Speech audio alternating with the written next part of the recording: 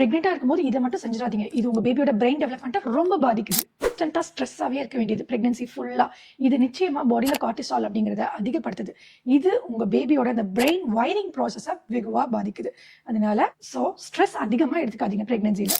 Over thinking பாத்தீங்கன்னா உங்க பேபிக்கு தேவையான ஆக்சிஜன் சப்ளையை கம்மி பண்ண சான்சஸ் இருக்கு. அண்ட் சரிவர தூங்காம இருக்கிறது, லேக் ஆஃப் ஸ்லீப் உங்க பேபியோட பிரெயின் டெவலப்மெண்ட்டை ரொம்பவே பாதிக்குது. இன்னொரு விஷயம், எவ்ரிடே நீங்க பேபியோட கம்யூனிகேட் பண்ணுங்க. அப்படி கம்யூனிகேட் பண்ணாததுனால உங்க பேபி எமோஷனலி டிஸ்டர்ப் ஆக சான்சஸ் இருக்குங்க. அண்ட் அந்த எமோஷனல் பாண்டிங் அதுவும் மிஸ் ஆக சான்சஸ் இருக்கு. புவர் ஹைட்ரேஷன், ப்ராப்பரா தண்ணி எடுத்துக்காம இருக்கீங்கன்னா டீஹைட்ரேஷன் சீக்கிரம் ஆயிடுவீங்க. இது பேபியோட செல் க்ரோத்தையும் பாதிக்கும். பிளஸ் சரௌண்டிங்ல இருக்கக்கூடிய அந்த வாட்டர் லெவல், அம்னியோட்டிக் ஃப்ளூயிட் லெவலையும் கம்மி பண்ண சான்சஸ் இருக்குங்க. ப்ரீநேட்டல் விட்டமின்ஸ் ப்ராப்பரா எடுத்துக்கிறது உங்க பேபிக்கு ரொம்பவே நல்லது. அதையும் மறக்காம பிரெக்னன்சில எடுத்துக்கோங்க. அண்ட் நெகட்டிவ் திங்கிங் கண்டிப்பா பிரெக்னன்சில வேணாம். பிகாஸ் இந்த மாதிரி திங்க் பண்ணிட்டே இருக்கீங்கன்னா அது எல்லாமே பேபியோட சப்கான்ஷியஸ் மைண்ட்ல பதியும். இந்த நெகட்டிவ் திங்கிங்கால உங்க பேபி நெகட்டிவ் பேபியா வரதுக்கான சான்சஸ் இருக்கு. So always control your thoughts, thinking எல்லாமே பிரெக்னன்சில கண்ட்ரோல்டா வச்சுக்கோங்க.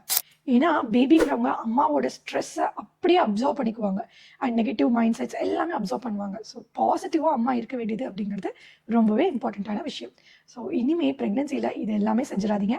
அண்ட் ப்ரெக்னெண்ட்டாக இருக்கிற உங்கள் ஃப்ரெண்டுக்கு இந்த வீடியோவை ஷேர் பண்ணி விடுங்க. Have a happy pregnancy.